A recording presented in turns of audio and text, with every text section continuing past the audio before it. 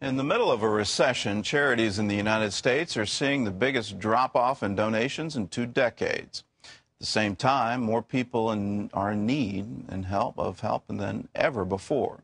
Andrea Garrett has more. On a recent morning, hundreds of people began lining up in front of this Florida Salvation Army facility at 4:30 in the morning. Some are hoping for a holiday turkey, others for toys to put under the Christmas tree. Thousands are expected on this day alone. That's less than 10% of the need, and that's very difficult when we have so many people looking for help that we can't provide. The need is soaring all over the country. At the same time, donations are shriveling. Charitable giving dropped 11% last year. At one of the biggest food charities in the country, Food for the Poor, donations are down 27%. As high unemployment continues, many nonprofits are working overtime. Martha Gorman's church-based ministry helped 700 more clients this year than last.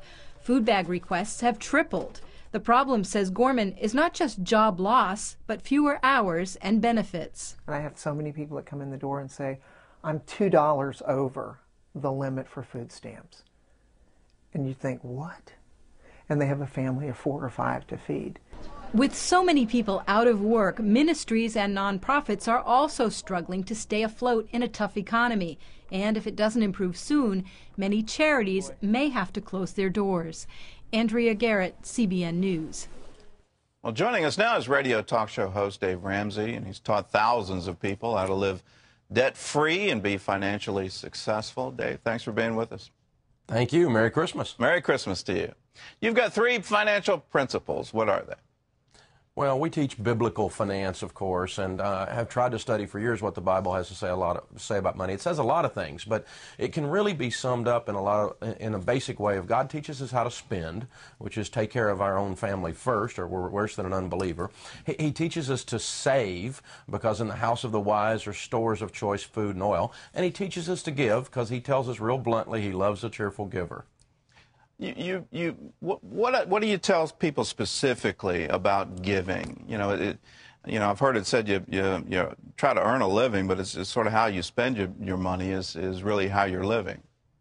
Well, that's right. That's what makes your life in a very real sense. And giving is an amazing thing in the whole financial arena. It's an amazing thing on the emotional, the relational, the spiritual, and the financial level. When you look at it through any of those lenses, it works. As I've met with thousands and thousands of millionaires and several billionaires around the world over the years of teaching this stuff, I find them, to a man and to a woman, to be givers. Because what happens is that our opportunities in life come through our connection with other people.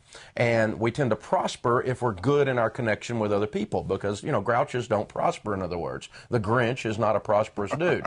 So what happens is when we give, we may become, in our hearts and in our action and our smile, a more attractive person. And so giving does tend to cause us to prosper in a very mechanical, very real way. And it's really exciting to watch that with the multimillionaire who's a philanthropist, but it's also exciting to watch the process begin when you're, broke and in debt and trying to get out.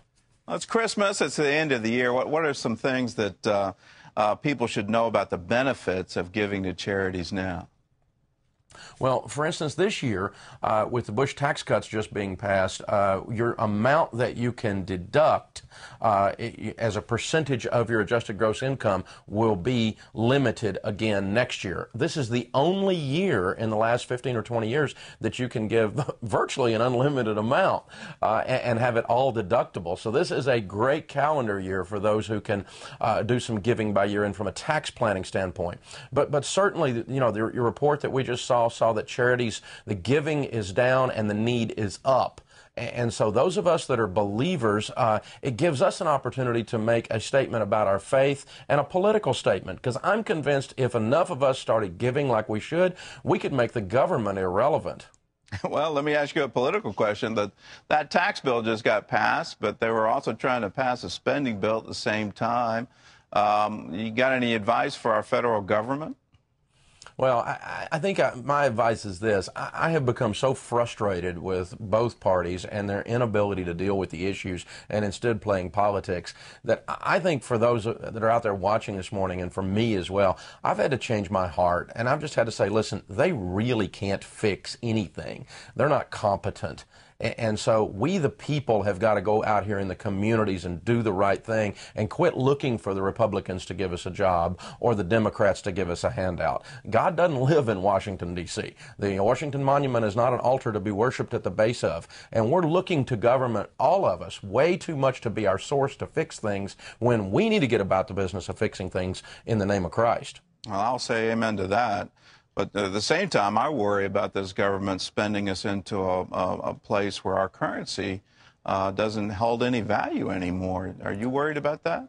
Well, I think it can happen if they don't stop this. That particular ridiculous spending bill was rejected overnight, I understand, that was on the table. And we see a shift. The pendulum swung in the last election, and a message was delivered. Some heard it, some didn't hear it. And it wasn't a Democrat message or a liberal or conservative message. It was a stop spending, so dad blame much money and run us into debt message. And everybody got that except some of the characters who are up there who don't have anything in their ears except plugs.